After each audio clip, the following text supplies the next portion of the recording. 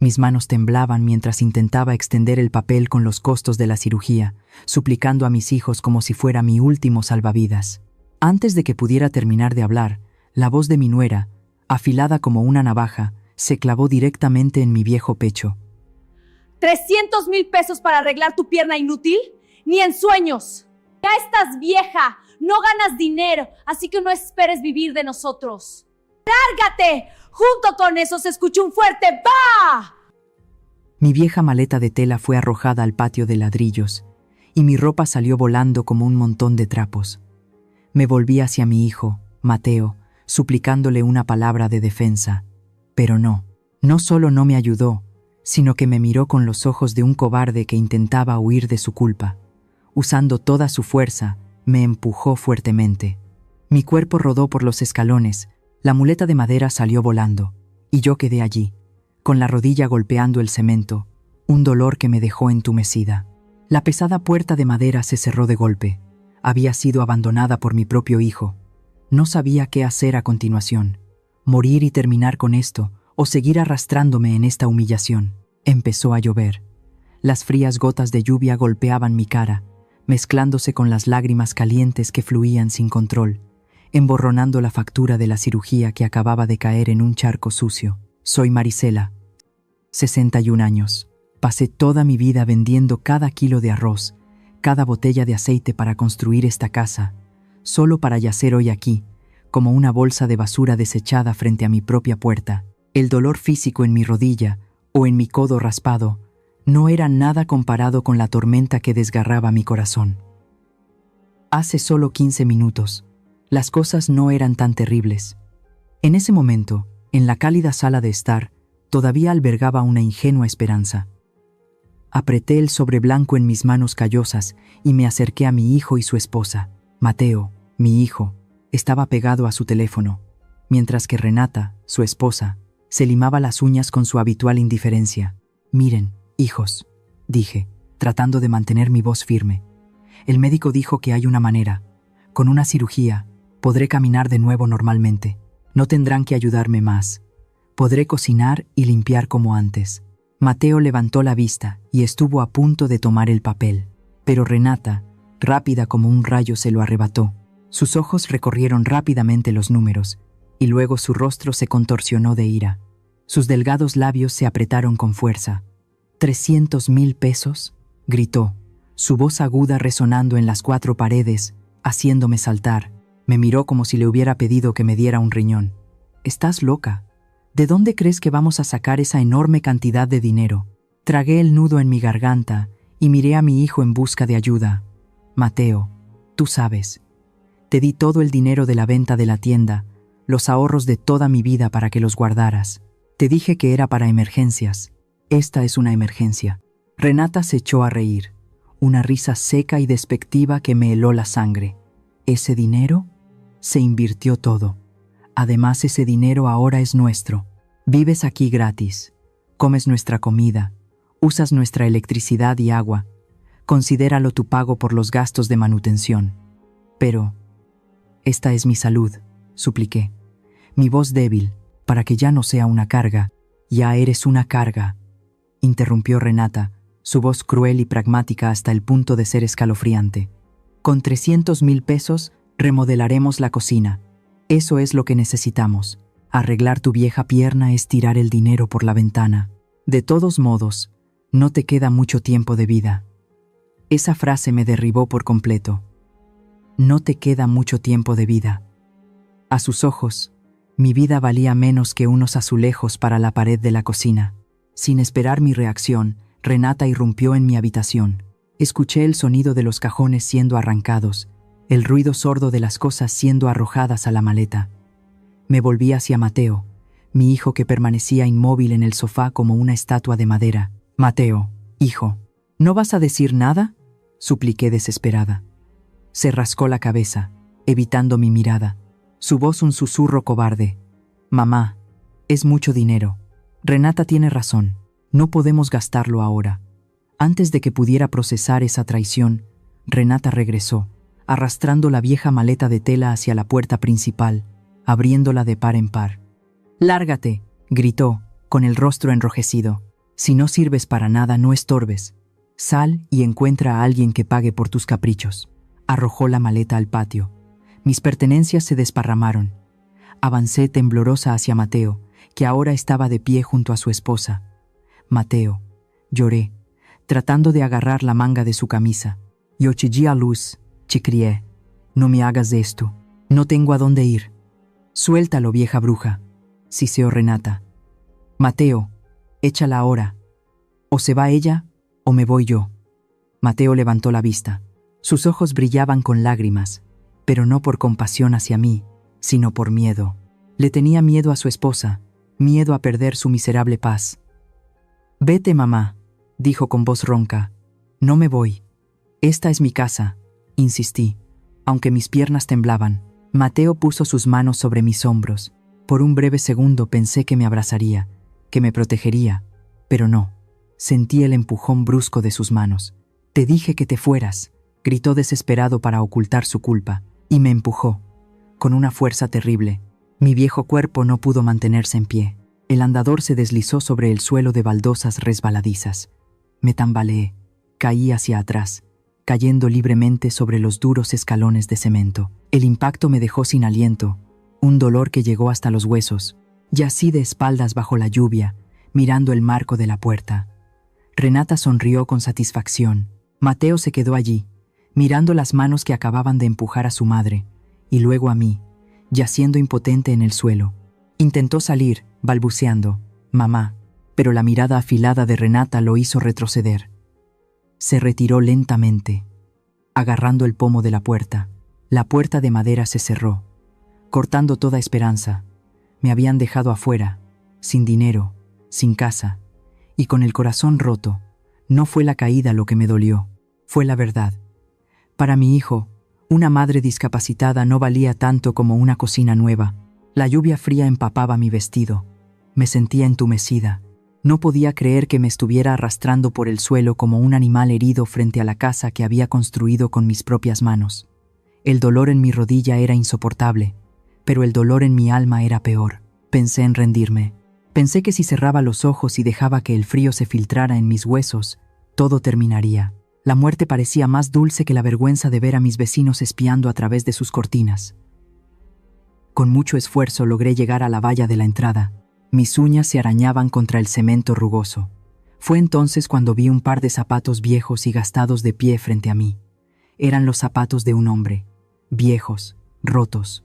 Los conocía muy bien. Levanté la vista. Era el señor Pascual, el anciano que siempre se sentaba en la esquina de mi calle. El hombre al que todos llamaban el loco del barrio. Siempre le daba un plato de sopa caliente o un trozo de pan dulce cuando volvía del mercado. Señor Pascual, dije con voz temblorosa, hoy no tengo nada para usted. Mis hijos me lo han quitado todo. No tengo ni una moneda. Esperaba que se diera la vuelta y se fuera. Eso es lo que hace la gente cuando alguien ya no es útil. Pero el señor Pascual no se movió. Se arrodilló a mi lado. No le importó ensuciarse los pantalones en el barro. No estoy aquí para pedirle nada, señora Marisela, dijo. Su voz sonaba diferente. Ya no era la voz temblorosa del mendigo. Era una voz firme, fuerte. Déjeme ayudarla. El señor Pascual pasó su brazo por mi espalda. Me sorprendió su fuerza. No era un anciano frágil. Me levantó del suelo con un cuidado que mi propio hijo no tuvo. Me apoyó contra el poste de la valla. Se quitó su vieja chaqueta y la puso sobre mis hombros para protegerme de la lluvia. Gracias, susurré temblando. Pero tiene que irse. Renata llamará a la policía si lo ve aquí. Que llamen a quien quieran, respondió seriamente. Usted necesita atención médica urgente. El señor Pascual metió la mano en su bolsillo. Sacó un teléfono móvil. No era un teléfono viejo. Era un dispositivo moderno, brillante. Marcó rápidamente un número y se lo llevó a la oreja. Habla Pascual, dijo por teléfono. Código rojo. Necesito una unidad de soporte avanzado en la dirección habitual. Sí, es para ella. Traigan a un traumatólogo. Y rápido. Colgó el teléfono y me miró a los ojos. Había una calidez en su mirada que me hizo querer llorar de nuevo. ¿Qué está haciendo, señor Pascual?, pregunté confundida. Esa ambulancia costará una fortuna. Ya escuchó a mi nuera. No hay dinero, Soy una carga. Usted no es una carga, señora Marisela, dijo, tomando mi mano. Usted es la única persona en este maldito barrio que me ha tratado como a un ser humano. Cuando tenía hambre, me dio de comer. Cuando tenía frío, me invitó un café. Nunca me miró con asco, pero lo hice de corazón. No esperaba nada. Lo sé. Por eso estoy aquí. Usted me salvó la vida muchas veces sin saberlo. Ahora es mi turno. Pagaré cada centavo de su tratamiento. Esa rodilla quedará como nueva. Lo juro por mi madre. En ese momento, un vehículo blanco y grande dobló la esquina a gran velocidad. No era una ambulancia del gobierno. Era una furgoneta privada, del tipo con luces azules brillantes y un logotipo amarillo. Se detuvo justo delante de nosotros. 2 paramédicos con uniformes impecables bajaron corriendo. Llevaban una camilla y maletines médicos. «Señor Pascual», dijo uno de los hombres, «estamos listos». «Cuídenla bien», ordenó el señor Pascual. «Puede tener una fractura grave en la rodilla y múltiples contusiones, y trátenla con respeto. Es una dama». Los paramédicos se acercaron a mí. Me examinaron con delicadeza. Me subieron a la camilla. Me sentí como si estuviera en un sueño. Hace 5 minutos estaba tirada en el barro, despreciada por mi propia sangre. Ahora, unos extraños me trataban como a una reina. Uno de los paramédicos se detuvo antes de subirme a la ambulancia. Parecía avergonzado. «Señor Pascual, disculpe la molestia, pero conoce las reglas de la clínica. Necesitamos un depósito para la hospitalización y la cirugía de emergencia. Es política de la empresa. Vi a mis vecinos salir de sus casas. La señora Lupe, el señor García». Todos miraban con la boca abierta. Seguramente pensaban que este viejo loco no tenía ni para una botella de refresco. Yo misma sentí miedo. ¿Cómo iba a pagar este hombre pobre? El señor Pascual no parpadeó. Metió la mano dentro de su camisa sucia. Sacó un fajo de billetes. Era un fajo grueso. Billetes de 1000 pesos. De 500. Los contó rápidamente delante de todos. «Tome», dijo el señor Pascual, entregándole el dinero al paramédico. 50,000 pesos para empezar. Si falta, pagaré el resto al llegar al hospital. No escatimen en nada. Quiero la mejor habitación y los mejores medicamentos. El paramédico tomó el dinero con respeto y asintió. «Entendido, señor. Nos vamos ya». Miré al señor Pascual a través de las lágrimas que empañaban mi visión. Se acercó a la camilla antes de que cerraran las puertas. Me acarició la mano. «Descanse, señora Marisela», dijo. «Hoy comienza su nueva vida. Nadie volverá a humillarla por dinero. Yo me encargaré de eso». Las puertas de la ambulancia se cerraron. Me quedé sola con el sonido de los monitores médicos. Afuera, dejaba atrás a mi hijo, a mi nuera y mi casa. Pero por primera vez en mucho tiempo, no me sentí pobre. Me sentí rica, porque un extraño acababa de darme lo que mi familia me había negado: dignidad. Estoy acostada en una cama que parece una nube. Las sábanas huelen a limpio, a lavanda. Todo aquí es blanco y reluciente. El señor Pascual cumplió su promesa. Esta habitación parece de un hotel de 5 estrellas. Pero a pesar del colchón blando, mis ojos no pueden cerrarse. El silencio de este hospital es peor que el sonido de la lluvia, porque en el silencio los recuerdos comienzan a gritar. Miro el techo impecable y me siento la mujer más estúpida del mundo. Dicen que el amor de una madre es ciego, pero el mío fue estúpido. Pasé 30 años levantándome a las 4 de la mañana, 30 años abriendo mi tienda de abarrotes, vendiendo cada kilo de frijoles, cada litro de leche, masajeando mis manos callosas por el frío de los refrigeradores. ¿Y todo para qué? Para terminar pidiendo la caridad de un extraño. Recuerdo la voz dulce de Renata al principio. «Señora Marisela, descanse. Deme el dinero de las ventas del día. Yo iré a pagar la luz. Yo iré a pagar el gas. Usted ya ha trabajado mucho». Y yo se lo di. Cada billete, cada moneda. Confié en ella, porque era la esposa de mi hijo. Pensé que estábamos construyendo un hogar juntos. Nunca pensé que estaba financiando mi propia expulsión. Creí que al entregarles el control, les estaba demostrando amor, pero solo les estaba enseñando que yo ya no era necesaria. Pero lo que más me duele no es lo de Renata, es lo de Mateo. Cierro los ojos y vuelvo a ese día en la cocina. hace 2 años. Tenía mi libreta de ahorros en la mano. El dinero de toda mi vida. Eran mis ahorros para la vejez, para mis medicinas, para mi funeral. Se lo di a Mateo. Le dije, hijo, guárdalo tú, para que compren un terreno más grande, para que todos vivamos mejor. Recuerdo sus palabras exactas. Mamá, no te preocupes. Este dinero es tuyo. Yo solo te lo estoy guardando. Nadie lo tocará. Eres la mejor madre del mundo. Mentiras.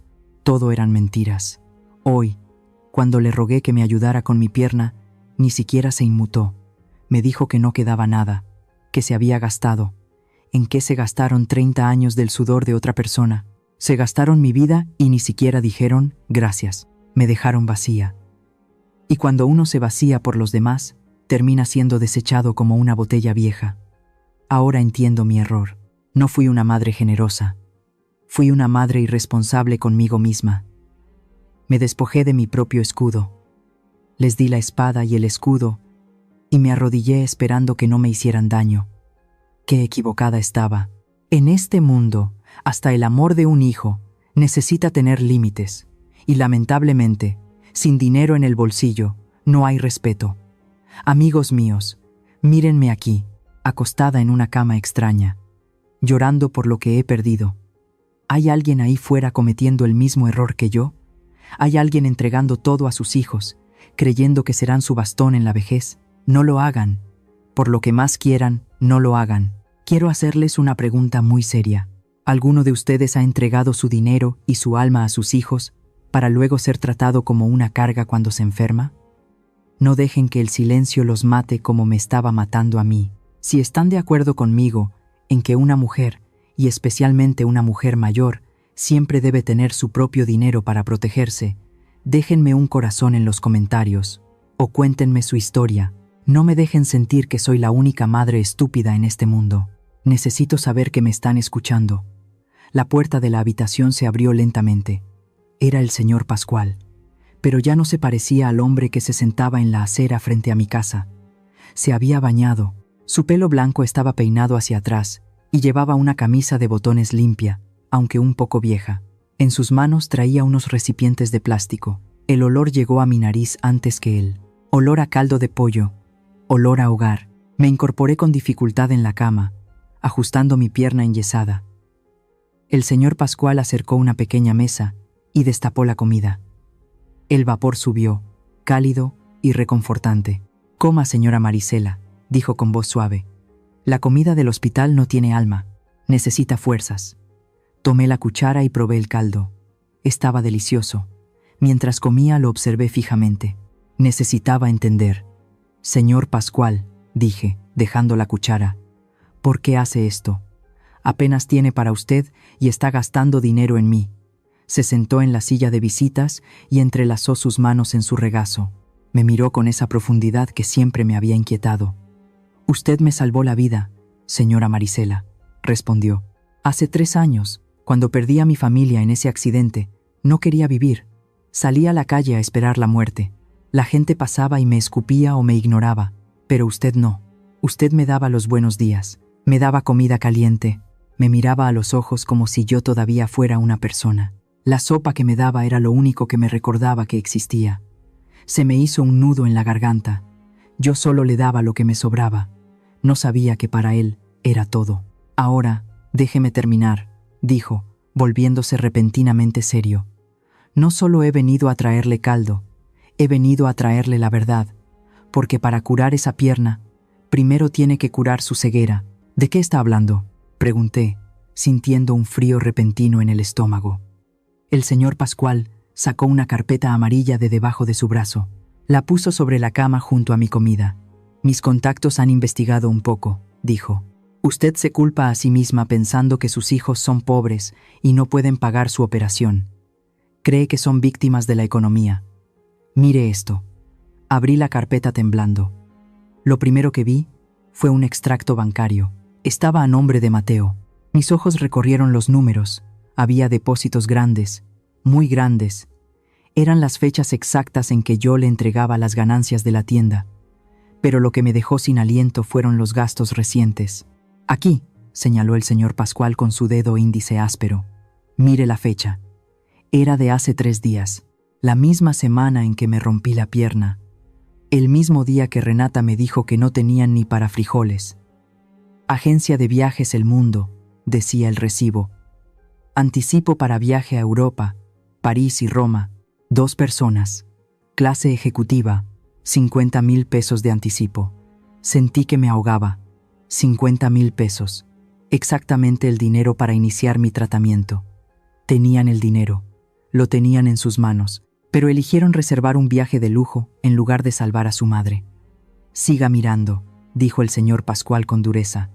No tenga piedad de ellos porque ellos no la tuvieron de usted. Pasé la página. Había facturas de restaurantes caros, tiendas de ropa de marca. Y entonces vi la última página.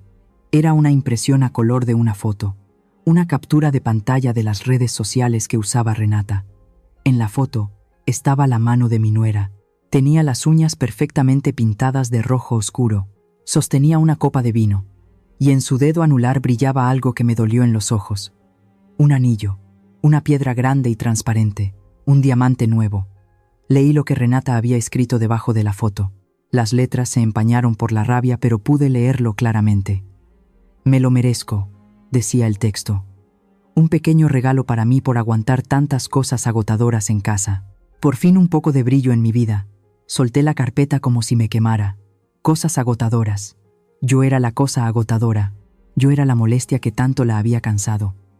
Se había comprado un diamante con el dinero que yo había ahorrado centavo a centavo vendiendo arroz y azúcar. Se estaba recompensando a sí misma por el gran esfuerzo de echarme de mi propia casa. Mis lágrimas se secaron de repente. Ya no sentía tristeza. Sentí un fuego que se encendió en mi pecho y me calentó la cara. Toda mi vida había pensado que eran pobres pero honrados, que eran tontos con el dinero. Pero no eran pobres. Eran unos desgraciados. Eran ladrones. Me habían robado mi dinero. Me habían robado mi casa. Y casi me roban la vida. Miré al señor Pascual. No dijo nada. Solo asintió levemente. Sabía que yo había entendido. Ya no soy una madre sacrificada, señor Pascual, dije, apretando los dientes. Nunca más. La imagen del anillo brillando en el dedo de Renata se había grabado en mi mente. Esa luz no era de un diamante. Era la luz de mis lágrimas cristalizadas. Y juré por Dios que me lo iban a pagar, centavo por centavo. La cirugía duró 4 horas. Cuando desperté, sentí como si tuviera fuego en la pierna, un dolor intenso, punzante. Antes, habría llorado, habría gritado pidiendo analgésicos, pero esta vez no. Apreté los dientes con tanta fuerza que me dolió la mandíbula. Cada vez que sentía un calambre, cerraba los ojos y veía la cara de Renata burlándose de mí. Veía las manos de Mateo empujándome. Ese odio se convirtió en mi medicina. Me prometí no volver a derramar una lágrima por el dolor físico. Mis lágrimas se habían agotado en ese patio bajo la lluvia. Los días siguientes fueron un infierno necesario. Las enfermeras venían a mover mi pierna y yo contenía la respiración. El señor Pascual no se apartó de mi lado. Dormía en el incómodo sillón de la esquina. Me observaba en silencio. Parecía que estaba estudiando mi resistencia. Una tarde, el señor Pascual se acercó a mi cama. «Señora Marisela», dijo seriamente, «arreglar el hueso es solo la mitad del trabajo. Tenemos que arreglar su vida.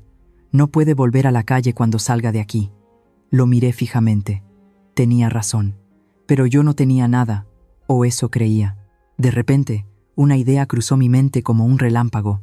«La maleta», dije con voz ronca. «Señor Pascual, tráigame la maleta». La que recogió del barro. Me trajo el bulto de ropa sucia y húmeda. Olía a humedad, al olor de la vergüenza de esa noche. Empecé a sacar la ropa temblando. Busqué en el fondo, debajo de un suéter gris con agujeros. Mis dedos tocaron algo duro. Cartón y papel. Lo saqué. Era mi libreta. Una simple libreta azul, de las que venden en la papelería de la esquina. Las páginas estaban un poco arrugadas por la humedad, pero la tinta no se había corrido. «¿Qué es eso?», preguntó el señor Pascual. «Es mi memoria», respondí, abriendo la libreta. Durante años, tuve la costumbre de apuntar todo. Como buena comerciante, no se me escapaba ni un centavo. Aquí estaban las fechas. 10 de enero. Le di a Mateo 5,000 pesos para el enganche del coche. 15 de febrero. Le di a Renata las ganancias de la semana para el mercado. 3,000 pesos. 20 de marzo. Les entregué mis ahorros del banco. 200,000 pesos en efectivo. Todo estaba ahí. Fechas, horas, cantidades. Incluso había anotado en qué se iban a gastar el dinero según lo que ellos me decían. Lo había hecho para llevar un control. No por desconfianza. Pero ahora, estas páginas manchadas de barro eran mi salvación. El señor Pascual tomó la libreta. La examinó con sus ojos penetrantes. Una lenta sonrisa se dibujó en su rostro. «Esto no es un diario, señora Marisela», dijo. «Esto es un arma. Con esto y con mis abogados vamos a demostrar que ese dinero no fue un regalo. Fue un abuso de confianza. Vamos a recuperar cada peso». Saber que tenía una oportunidad me dio una fuerza que no sabía que tenía. Mi recuperación física avanzó rápidamente. No fue por milagro, fue por coraje. Llegó el día de empezar a caminar. Me llevaron a la sala de rehabilitación. Había unas barras paralelas de metal brillante. El fisioterapeuta me puso un cinturón de seguridad alrededor de la cintura. «Vamos, Marisela. Usted puede», dijo el joven. Me agarré a las barras paralelas. Mis nudillos se pusieron blancos. Sentí el peso de mi cuerpo sobre la pierna operada. Dolió mucho. Mi rodilla temblaba como gelatina. Di un paso, luego otro. Al tercer paso, las fuerzas me traicionaron. Mi pierna se dobló. Caí de lado. Me desplomé con fuerza sobre la colchoneta azul. «Señora Marisela», gritó el señor Pascual desde la esquina. Corrió hacia mí. Me ofreció la mano para levantarme como lo hizo esa noche en la acera. Vi la preocupación en sus ojos. Quería protegerme. Quería cargarme. Pero algo dentro de mí rugió.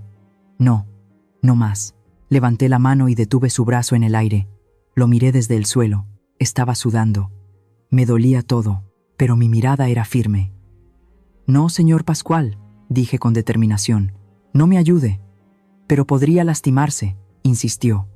«Déjeme», respondí, apretando los dientes. «Tengo que hacerlo sola. He pasado demasiados años dejando que otros me carguen, que otros decidan por mí, que otros vivan de mi dinero. Si usted me levanta, nunca aprenderé a levantarme sola». Apoyé las manos en el suelo, respiré hondo, empujé el piso con rabia, pensé en la risa de Renata, pensé en la cobardía de Mateo, usé esa furia como combustible, me impulsé hacia arriba, mis brazos temblaron pero no cedieron. Poco a poco, me enderecé, me puse de pie, tambaleándome, pero de pie. El señor Pascual bajó los brazos y asintió con respeto. «Muy bien, señora Marisela», dijo. «Ahora camine hacia su justicia». 3 semanas después, ya no necesitaba la silla de ruedas. Caminaba lentamente con un bastón de madera, pero mis pasos eran firmes. El señor Pascual me llevó a un edificio alto de cristal oscuro en el centro de la ciudad. Allí nos esperaba el licenciado Cárdenas. Un hombre serio, con un traje gris que inspiraba respeto con solo mirarlo. Nos sentamos en su oficina. El aire acondicionado estaba frío, pero mi mente estaba más fría. Sobre el escritorio de caoba estaban extendidas las hojas de mi vieja libreta y los extractos bancarios que el señor Pascual había conseguido. El abogado se ajustó las gafas y sonrió levemente. «Señora Marisela», dijo el licenciado con voz grave, «sus hijos cometieron un error de principiantes. Creyeron que como usted les daba el dinero en efectivo, no había rastro, pero el dinero siempre deja un rastro». El licenciado señaló 2 papeles con su pluma dorada. «Mire esto», dijo. «En su libreta, usted anotó que el 12 de marzo les entregó 200,000 pesos. Y aquí, en el extracto bancario de Mateo, hay un depósito por la misma cantidad el 13 de marzo, un día después. Y esto se repite con cada cantidad importante. Enero, febrero, abril. Las fechas coinciden perfectamente. Mateo fue tan perezoso que ni siquiera se molestó en gastar el dinero poco a poco. Lo metió todo en el banco para hacer historial de crédito. Ahora tenemos la prueba de que ese dinero era suyo. Miré los números. Mi hijo había sido descuidado porque nunca pensó que su madre se defendería. Creyó que yo era tonta. Creyó que yo estaba muerta en vida. Pero hay algo más importante, continuó el licenciado Cárdenas, sacando una copia de las escrituras de mi casa. Cuando usted puso la casa a nombre de Mateo hace 5 años, Firmaron un contrato de donación. Mucha gente cree que eso no se puede revertir. Pero la ley en México es muy clara. Las donaciones entre familiares se pueden revocar por ingratitud. ¿Ingratitud?, pregunté. Sí, señora. Ingratitud legal, explicó el abogado. Si el hijo comete un delito contra la persona que le donó la propiedad, o si se niega a ayudar al donante cuando éste cae en la pobreza, la donación se anula. Mateo y Renata no solo la echaron de su propia casa cuando usted estaba enferma, sino que la abandonaron sin dinero y con una pierna rota. Eso es abandono de persona mayor. Es un delito penal. Y esa es la llave para recuperar la casa. Sentí una extraña calma. No sentí lástima por ellos. Pensé en Mateo durmiendo en mi recámara. Pensé en Renata presumiendo su cocina nueva. Vivían tranquilos, pensando que habían ganado. No sabían que la tormenta se acercaba. El licenciado Cárdenas se reclinó en su silla y me miró a los ojos. Señora Marisela, escúcheme bien. La echaron porque dijeron que usted era un gasto innecesario, porque les dolía pagar sus medicinas. Pero se les olvidó un detalle. Usted fue quien compró cada ladrillo de esa casa. Usted es la dueña legítima de ese dinero. La ley de protección al adulto mayor es muy fuerte en este país. Tenemos todo para ganar. Podemos exigir la devolución de la propiedad, la devolución de todo el dinero con intereses, y el pago por daño moral. Podemos dejarlos en la calle si usted quiere. El señor Pascual puso una mano de apoyo en mi hombro. El licenciado esperaba mi respuesta. Antes, habría dudado. Habría pensado en dónde vivirían mis nietos, si los tuviera. Habría pensado en el qué dirán, pero recordé la lluvia, recordé el empujón, recordé la puerta cerrándose en mi cara. Me ajusté la chaqueta, levanté la barbilla. Ya no era la viejita que vendía dulces. Era la dueña que venía a cobrar la renta de tantos años de abuso. Licenciado, dije con una sonrisa que no llegó a mis ojos. No quiero que les avise. No quiero cartas de advertencia. Quiero que todo el peso de la ley les caiga encima cuando menos se lo esperen. Hágalo ya. Era un sábado por la noche. El cielo estaba despejado, pero el aire se sentía pesado. Desde la esquina, vi mi casa más iluminada que nunca. Había luces de colores colgadas en los árboles. Había música a todo volumen que se escapaba por las ventanas. Afuera había varios coches de lujo aparcados. Mis vecinos miraban desde el otro lado de la calle. Se veían curiosos. Seguramente se preguntaban qué celebraban con tanto ruido los dos muchachos. Mateo y Renata celebraban su 5º aniversario de bodas. Pero yo sabía la verdad. Esa fiesta no era por amor. Era una celebración por su libertad. Celebraban que por fin se habían librado de la vieja estorbosa. Celebraban que la casa era completamente suya. No vine sola. A mi derecha estaba el señor Pascual. Estaba irreconocible con un traje oscuro y el pelo peinado hacia atrás. Parecía un general retirado. A mi izquierda, el licenciado Cárdenas con un maletín de cuero negro. Yo llevaba un elegante vestido azul marino y mi nuevo bastón. Todavía me dolía un poco la pierna al caminar, pero mi espalda estaba recta.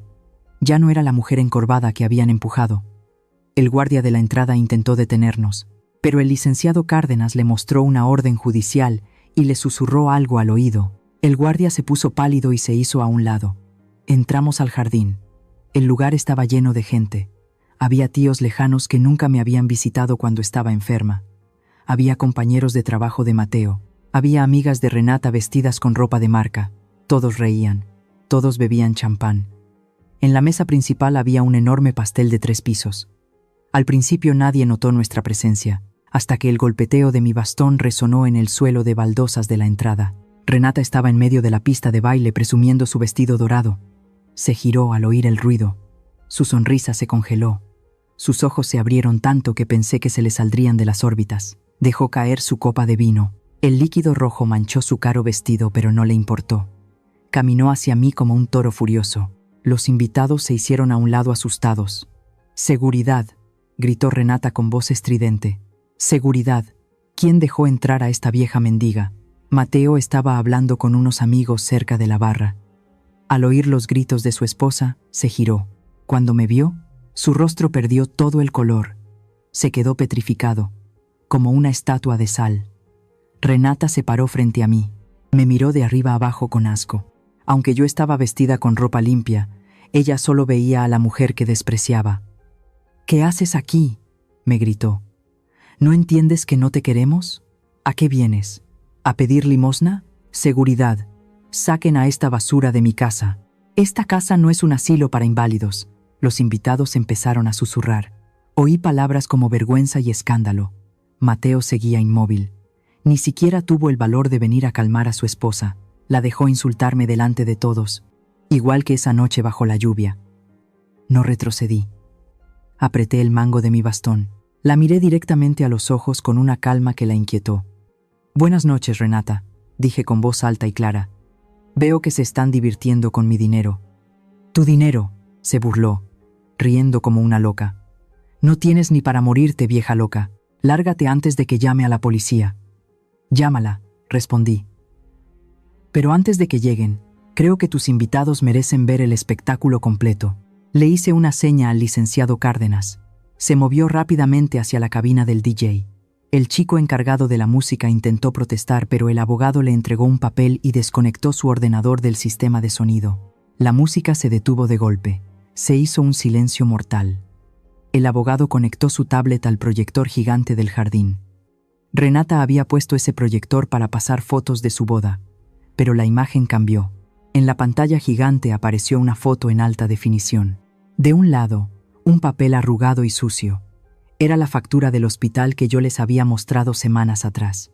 La factura de 300,000 pesos por mi operación de pierna, la misma factura de la que Renata se había burlado. Del otro lado de la pantalla aparecieron dos facturas digitales, claras, nítidas. La primera era de una joyería de lujo, un anillo de diamantes corte princesa. Precio: 80,000 pesos. La segunda era de una aerolínea, boletos de avión de ida y vuelta a París, primera clase. Precio: 120,000 pesos. Lo más impactante no eran los precios, eran las fechas. Las tres facturas tenían la misma fecha, la misma semana. Un murmullo de horror recorrió el jardín. La gente señalaba la pantalla, la gente miraba a Renata, y luego miraban el anillo que brillaba en su mano. Tomé el micrófono que me ofreció el abogado. Mi voz resonó en los altavoces. «Señoras y señores», dije, mirando a la multitud, «mi nuera Renata y mi hijo Mateo les han dicho que me fui de casa porque quise. Les han dicho que no tenían dinero para ayudar a su anciana madre enferma». Di 2 pasos hacia el centro. Renata estaba temblando. Ya no gritaba. Miraba la pantalla pálida. «Miren bien esas fechas», continué. «El mismo día que yo les rogué ayuda, el mismo día que me dijeron que no tenían ni para comer. Ese mismo día compraron diamantes. Ese mismo día compraron boletos de avión». Señalé a Renata con mi dedo. «Esa es la mujer que dice que yo soy una carga. Lleva en su dedo el dinero que podría haber salvado mi pierna. Lleva en su mano el precio de mi dolor». Renata intentó ocultar el anillo con la otra mano, pero ya era demasiado tarde. Todos lo habían visto. «Y ese es mi hijo», señalé a Mateo, que intentaba esconderse detrás de una columna. «El hombre que me echó a la calle como basura, el hombre que prefirió irse a París antes que cuidar a la mujer que le dio la vida». «Es mentira», gritó Renata desesperada. «Es un montaje. Esa vieja está loca. Mateo, di algo, defiéndeme». Pero Mateo no dijo nada. No podía. La vergüenza lo había enmudecido. «No es un montaje», dije fríamente. «Son los extractos bancarios de mi dinero, el dinero que yo les confié, el dinero que ellos me robaron». Los invitados empezaron a alejarse de ellos. Nadie quería estar cerca de esa pareja. Las amigas de Renata la miraban con desprecio. Los compañeros de trabajo de Mateo negaban con la cabeza. La fiesta se había convertido en un juicio público, y el veredicto era claro en la cara de todos. Eran culpables. Si has llegado hasta aquí, por favor comenta el número 1 abajo, para saber que todavía hay amigos que me acompañan en este viaje. Vuestra presencia es mi mayor motivación para contar la parte final. El jardín se vació en minutos. La vergüenza corre más rápido que la pólvora en este pueblo. Mis vecinos se fueron murmurando y negando con la cabeza. Los amigos de Mateo se subieron a sus coches sin despedirse. Las amigas de Renata, las que tanto le aplaudían sus chistes crueles, desaparecieron como si nunca hubieran estado allí. Solo quedaron las copas sucias a medio beber, el pastel de 3 pisos intacto derritiéndose bajo las luces, ¿Y nosotros? Renata estaba en medio del césped artificial con los puños apretados. Su maquillaje se había corrido por el sudor y la rabia. Mateo miraba al suelo como si quisiera que la tierra se lo tragara. El licenciado Cárdenas dio un paso adelante. No les dio tiempo a recuperar el aliento. Sacó un sobre manila grueso de su maletín y se lo extendió a Mateo. Mi hijo no lo tomó. Le temblaban demasiado las manos. El licenciado lo dejó caer sobre la mesa de regalos, justo encima de una caja de copas de cristal. Esta es la notificación oficial, dijo el abogado con voz tranquila pero firme. Es una demanda civil por revocación de donación por causa de ingratitud y también una denuncia penal por abandono de persona incapaz de valerse por sí misma. Renata se acercó furiosa y tomó el sobre. Lo abrió, rasgando el papel con violencia. «¿Qué estupidez es esta?», gritó, leyendo por encima los documentos. «¿Revocación? Esta casa es nuestra. Las escrituras están a nombre de Mateo». El licenciado se ajustó la corbata y la miró con lástima. «Lea la cláusula tercera de la demanda, señora. Dada la gravedad de las acusaciones y la evidencia de malversación de fondos, el juez ha ordenado medidas cautelares inmediatas». «¿Medidas cautelares?», preguntó Mateo con un hilo de voz. «Sí, joven», respondió Cárdenas. «Significa que a partir de este momento, todas las cuentas bancarias a su nombre y al de su esposa están congeladas. El juez ha ordenado el embargo de bienes para garantizar la reparación del daño a su madre. En palabras sencillas, no pueden sacar ni un peso del banco hasta que esto se resuelva». Renata soltó una risa nerviosa, una risa que sonaba más a miedo que a burla. «No pueden hacer eso», gritó. «Es mi dinero. Es el sueldo de mi marido. Es el dinero que robaron de los ahorros de la señora Marisela», corregí. «Y la ley acaba de ponerle un candado». En ese momento se acercó el encargado del servicio de banquetes. Era un hombre corpulento con cara de pocos amigos. Llevaba un chaleco negro y una terminal de pago bancario en la mano. Se veía molesto. Había presenciado todo el escándalo y quería irse. «Disculpen que los moleste», dijo el hombre secamente, «pero viendo que la fiesta ha terminado, necesito que me liquiden el resto del servicio.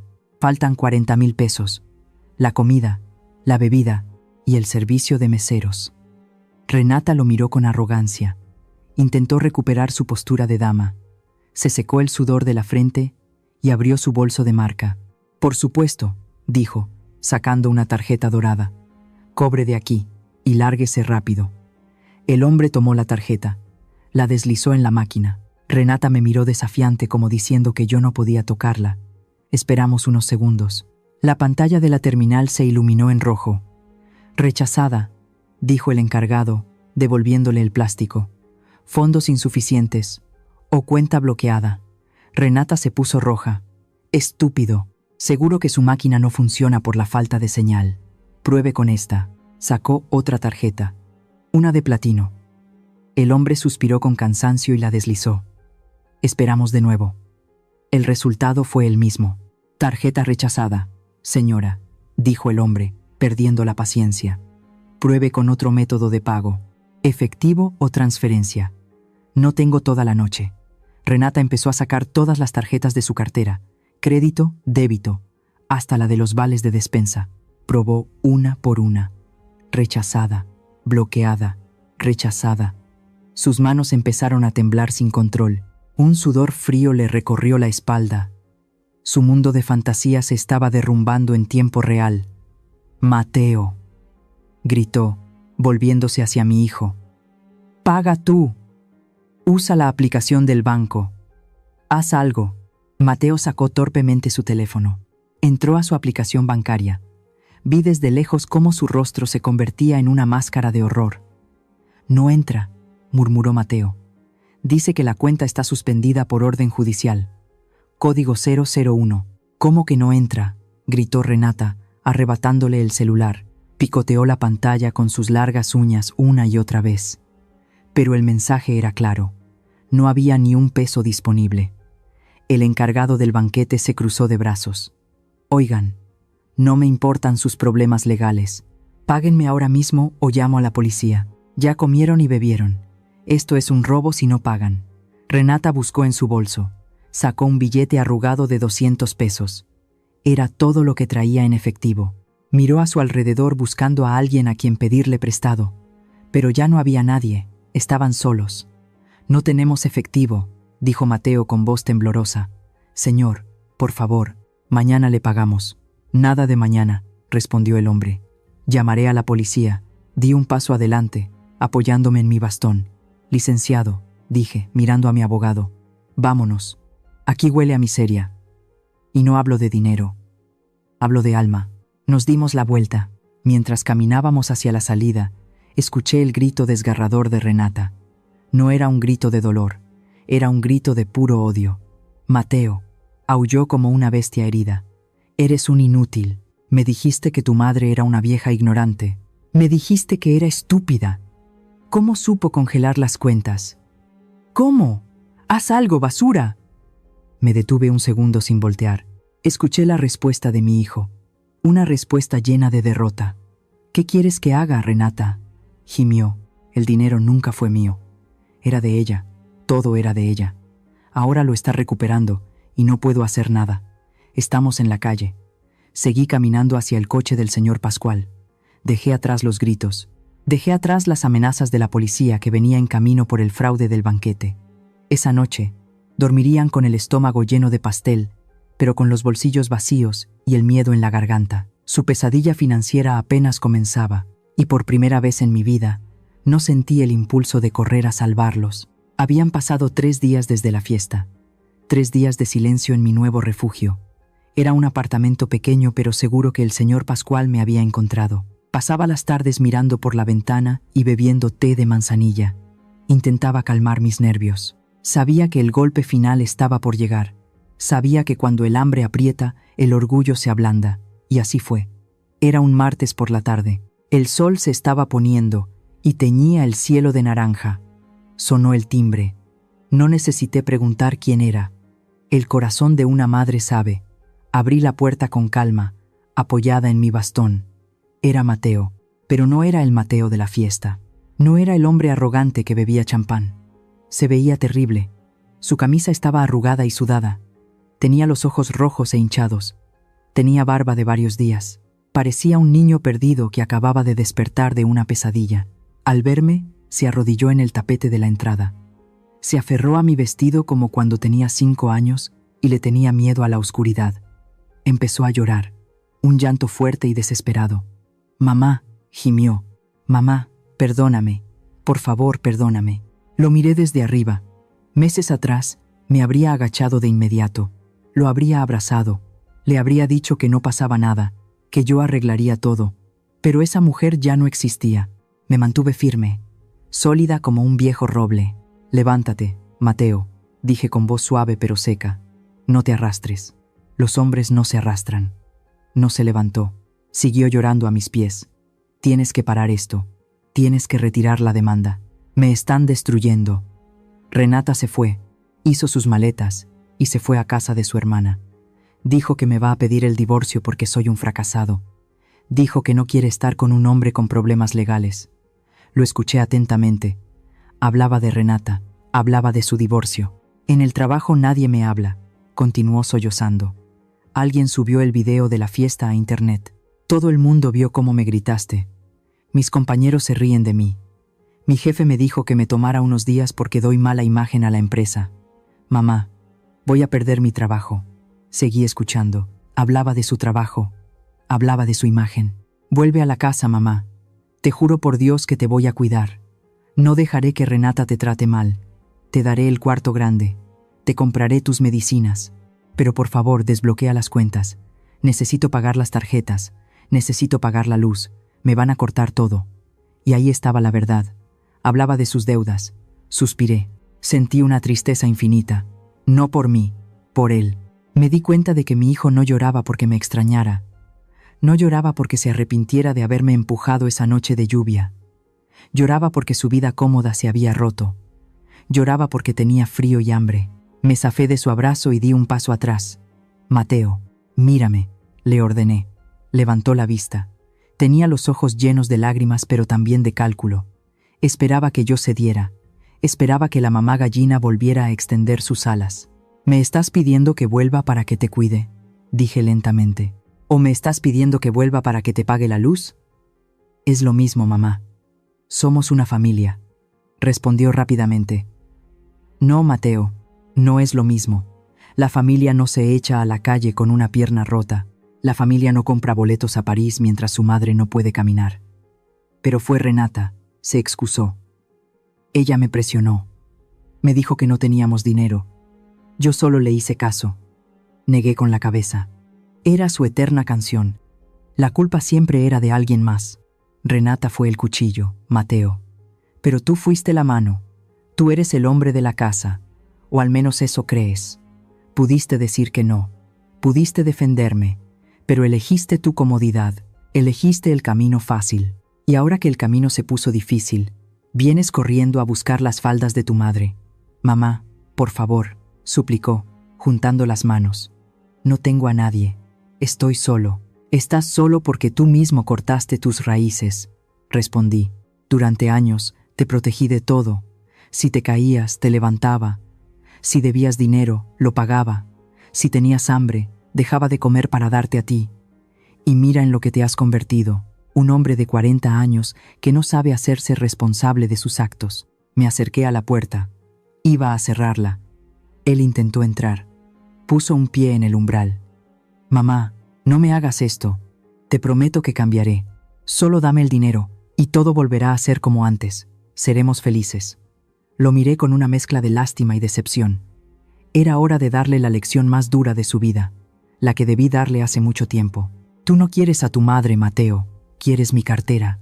Mamá, no digas eso. Cállate y escucha. Lo interrumpí. Me trataste como un recurso, como algo que se usa y se tira. Pero se acabó. Agarré el pomo de la puerta.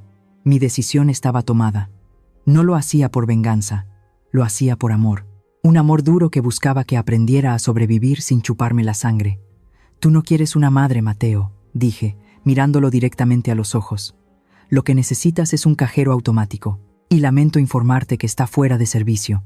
Tú mismo lo pateaste cuando ya no te sirvió. Pero mamá, adiós, hijo. Aprende a caminar solo. Ya es hora. Empujé la puerta. Él intentó detenerla, pero mi determinación fue más fuerte. El cerrojo sonó al cerrarse. Me quedé en el pasillo escuchando. Del otro lado, oí sus golpes en la madera. Oí sus gritos ahogados. «Mamá, abre. No tengo a dónde ir». No abrí. Me di la vuelta y caminé hacia la ventana. Me dolía el alma. Sentía como si me estuvieran arrancando un pedazo de carne viva. Pero sabía que si abría esa puerta hoy, mañana volvería a ser el mismo monstruo. Dejarlo afuera era la única manera de que algún día, tal vez, pudiera convertirse en un hombre de verdad. El día del juicio, el cielo estaba gris. Como las paredes del juzgado familiar, hacía frío dentro de la sala. Un frío que se metía en los huesos y que no se quitaba con un suéter. Yo estaba sentada en la primera fila junto al señor Pascual y mi abogado. Tenía las manos apoyadas en mi bastón. No me movía. Parecía una estatua de piedra. Del otro lado estaban ellos. Mateo llevaba un traje que le quedaba grande. Se veía más delgado. Renata iba de negro. Llevaba unas gafas de sol que se quitó al entrar para revelar unos ojos enrojecidos. Seguramente había estado llorando para ensayar su papel de víctima. Su abogado era un hombre joven con el pelo engominado y una sonrisa en la que no confié. Cuando entró el juez, todos nos pusimos de pie. Era un hombre mayor con cara de pocos amigos. Se sentó y golpeó la mesa con su martillo de madera. El abogado de Renata empezó. Hablaba rápido y movía mucho las manos. «Su señoría», dijo el hombre, señalándome, «estamos ante un caso muy triste de demencia senil. La señora Marisela está confundida. Ella voluntariamente le entregó ese dinero a su hijo. Fue un regalo de madre. Ahora, por su enfermedad, lo ha olvidado todo y cree que le han robado. Mis clientes son buenas personas, solo la estaban cuidando». Renata sacó un pañuelo y se secó unas lágrimas invisibles. «Es cierto, señor juez», dijo con voz temblorosa. «Nosotros la amamos. Nos dio ese dinero para invertir en nuestro futuro. Nunca pensamos que nos demandaría. Estamos muy dolidos de verla tan desorientada». Escuché sus mentiras y sentí que la sangre me hervía. Me estaban llamando loca. Me estaban llamando vieja inútil. Querían usar mi edad para quedarse con mi sudor. El juez me miró por encima de sus gafas. «Señora Marisela, ¿Tiene algo que decir? Me levanté lentamente, apoyándome en mi bastón.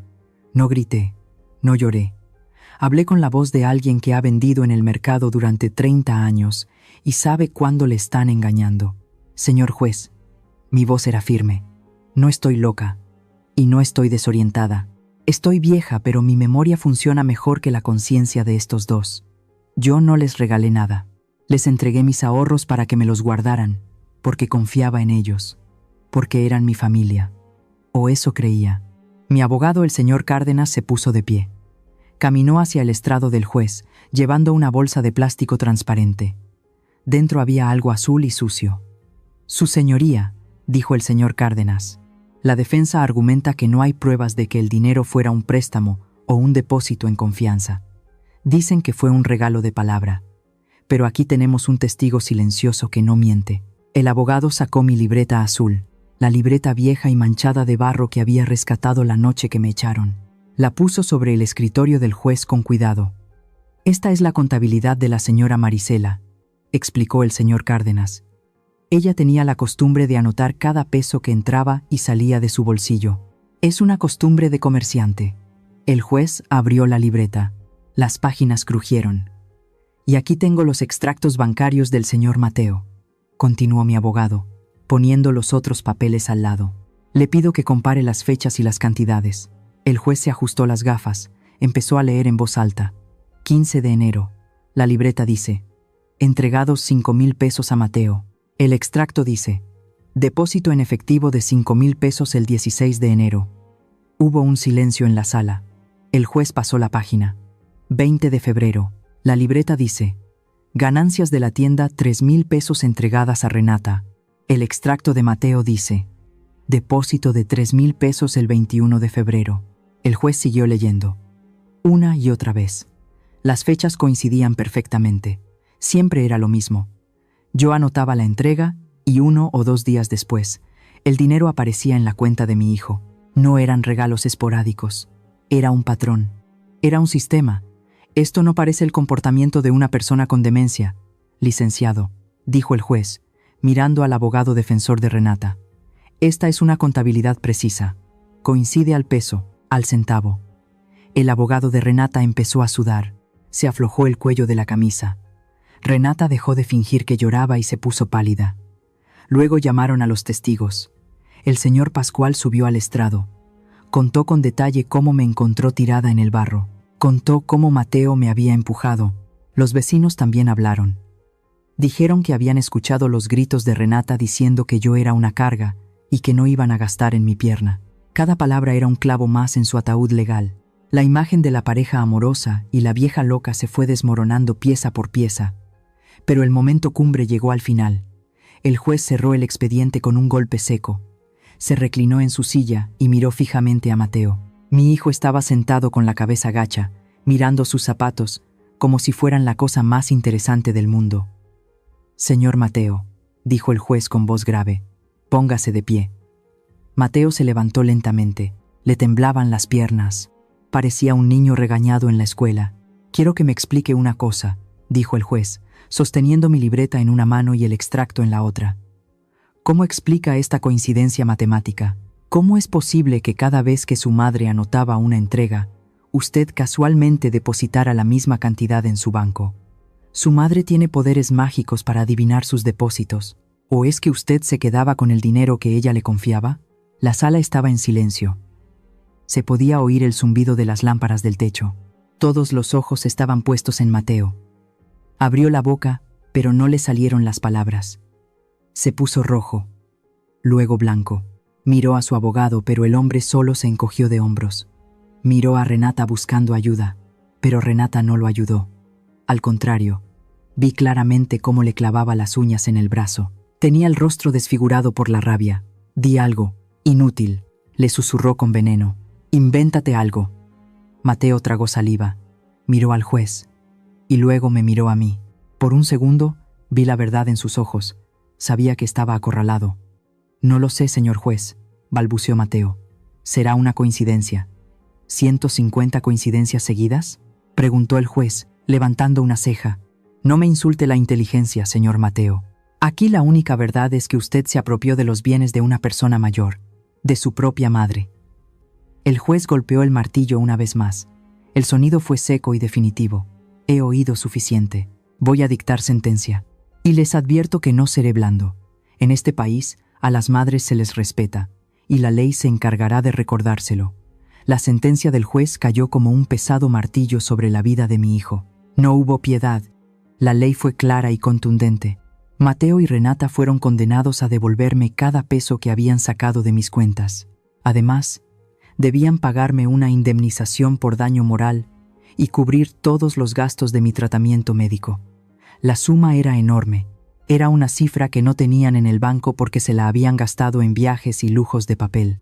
Al no tener dinero en efectivo, la justicia dio el siguiente paso: el embargo de bienes.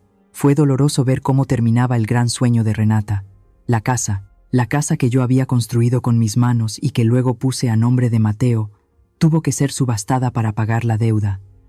El coche nuevo que habían comprado también fue embargado. En cuestión de días, pasaron de vivir como reyes a no tener dónde caerse muertos. Dicen que cuando la pobreza entra por la puerta, el amor sale por la ventana. Y en el caso de Renata, el amor huyó en un taxi. No esperó ni una semana. En cuanto supo que Mateo se había quedado sin casa y sin dinero, Renata mostró su verdadera cara. No hubo lágrimas de despedida. No hubo promesas de luchar juntos. Simplemente empacó sus maletas con la ropa de marca que pudo rescatar y se fue. Me contaron los vecinos que ya tenía a otro hombre en la mira, un constructor viudo y adinerado. Renata no perdía el tiempo. Le entregó a Mateo los papeles del divorcio antes de salir por la puerta. Le dijo en su cara que no pensaba desperdiciar su juventud con un fracasado con antecedentes penales.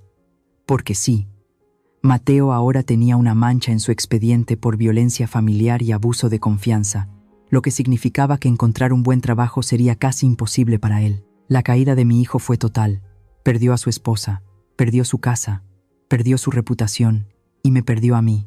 Se quedó solo en medio de la nada, cosechando exactamente lo que había sembrado durante años de egoísmo. El día que las autoridades fueron a sellar la casa, pasé por allí. No fui por morbo. Fui porque necesitaba cerrar ese ciclo. Iba en el asiento del copiloto del coche del señor Pascual. Él conducía lentamente, respetando mi silencio. Vimos a Mateo de pie, en la acera. Estaba irreconocible. Llevaba una pequeña caja de cartón en las manos con algunas pertenencias. En la otra mano sostenía el papel del divorcio que Renata le había arrojado. Miraba la fachada de la casa con los ojos vacíos. Esa casa que pudo haber sido su hogar para siempre, si tan solo hubiera tenido un poco de corazón.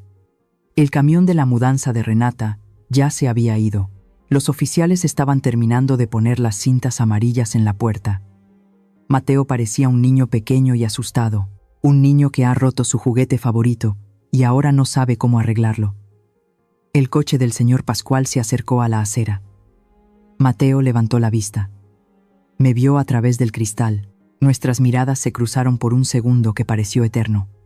Vi cómo se movían sus labios. Parecía que quería decir mamá. Vi cómo dio un paso hacia el coche. Vi la desesperación en su rostro. Quería correr hacia mí. Quería pedirme asilo. Quería que yo bajara la ventanilla y le dijera que subiera, pero no lo hizo. Se detuvo en seco. Bajó la cabeza avergonzado. Comprendió que ya no tenía derecho a llamarme.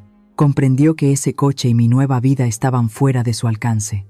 Se quedó allí, solo, con su caja de cartón y su soledad, mientras nosotros seguíamos nuestro camino hacia adelante, dejándolo atrás en el pasado que él mismo había elegido.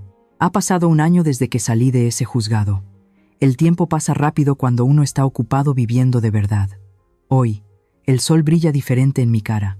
Ya no es el sol que quemaba en la acera mientras yo suplicaba ayuda. Es el sol que entra por los grandes ventanales de mi nueva tienda. Con el dinero que la ley obligó a mi hijo a devolverme, no compré joyas. Tampoco me fui de viaje a Europa como quería Renata. Hice lo que mejor sé hacer, trabajar. Abrí una nueva tienda de abarrotes, pero esta no es oscura y pequeña como la anterior.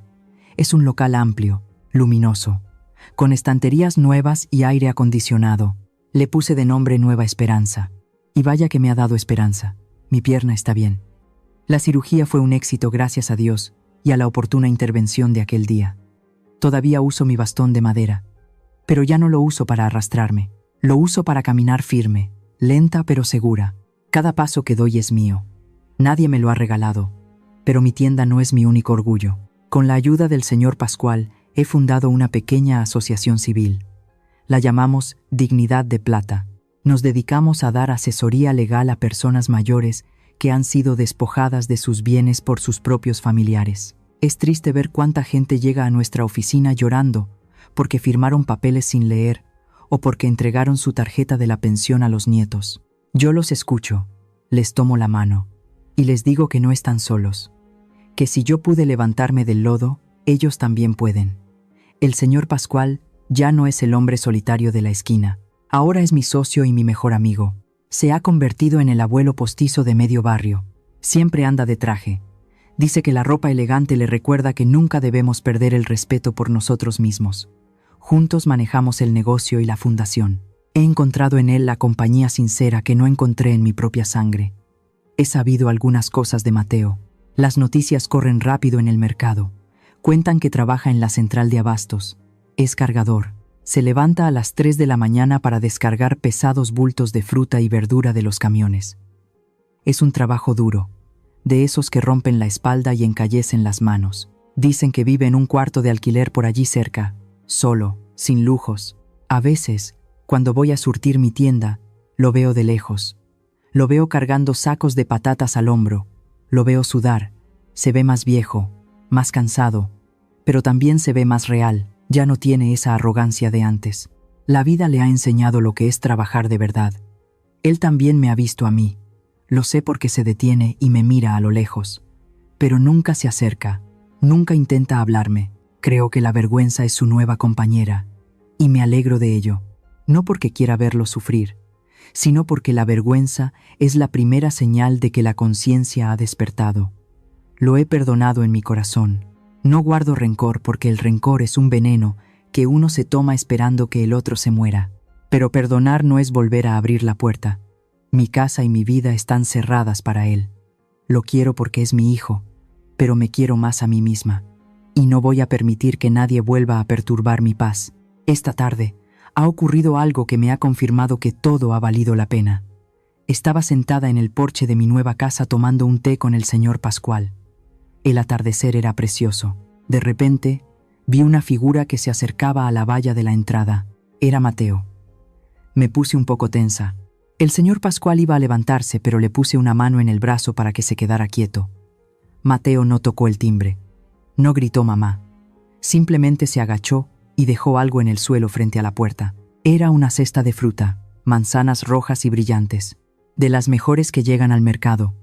Se enderezó y miró hacia la terraza. Sabía que yo estaba allí.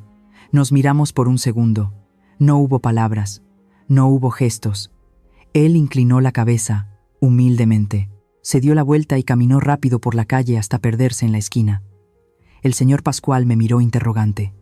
¿Quiere que lo llame, señora Marisela?, preguntó. Negué lentamente con la cabeza. Miré la cesta de fruta. Era su manera de decir gracias. O quizás era su manera de decir lo siento. No importa. Lo importante es que por primera vez en su vida me estaba dando algo que era fruto de su propio esfuerzo. No me estaba quitando, me estaba dando. Déjelo ir, señor Pascual, dije con una sonrisa serena. Está aprendiendo a ser un hombre, y yo estoy disfrutando de mi libertad. Me quedé allí viendo cómo caía la noche. Me sentí en paz. Me sentí completa. Antes de despedirme, quiero decirles algo a todas las mujeres que me han acompañado en esta historia, a las madres, a las abuelas, a las que han dado todo por amor. Escúchenme bien. No cometan el error de amar tanto a los demás que se olviden de ustedes mismas. No lo den todo. No se vacíen. Guarden siempre un peso en su bolsillo. Guarden las escrituras de su casa. Y sobre todo, guarden su dignidad. El amor de una madre es sagrado, pero no debe ser suicida. Enseñen a sus hijos a volar, pero no dejen que usen sus plumas para hacerse sus propias alas. Si yo pude levantarme del suelo, ustedes también pueden. Protejan su vejez, protejan su corazón, y recuerden siempre que la persona más importante de su vida la ven todos los días cuando se miran al espejo. Cuídense mucho, y que Dios las bendiga. Amigos, así hemos recorrido un largo camino con la señora Marisela, desde las lágrimas de humillación bajo la fría lluvia de aquella noche, hasta el brillante sol de la libertad de hoy. Al contar esta historia, yo misma no puedo evitar conmoverme. Hubo momentos en que sentí ira por la señora Marisela ante la crueldad de sus hijos, pero también hubo momentos en que me sentí abrumada por la extraordinaria fuerza de esa mujer. La señora Marisela nos ha enseñado una lección costosa, pero extremadamente profunda. El amor maternal sagrado no es sinónimo de sacrificio ciego. Antes de despedirnos, quiero dejarte con una pregunta que importa de verdad. ¿Qué opinas de la decisión de Marisela? Si tú estuvieras en su lugar, ¿habrías hecho algo diferente o habrías elegido el mismo camino? Cuéntame lo que piensas en los comentarios. Leo cada mensaje, uno por uno. Y muchas de estas historias continúan gracias a lo que ustedes comparten desde el corazón. Si este relato te hizo reflexionar, te movió algo por dentro o te recordó a alguien, no olvides dejar tu like, compartirlo con esa persona que lo necesita y suscribirte al canal para no perderte las próximas historias. Gracias por quedarte hasta el final. Nos vemos en la siguiente historia. Somos Antes del Silencio, y a través de estas historias caminamos contigo a lo largo de los años, buscando sanar, resistir y recuperar la paz y la fuerza del alma.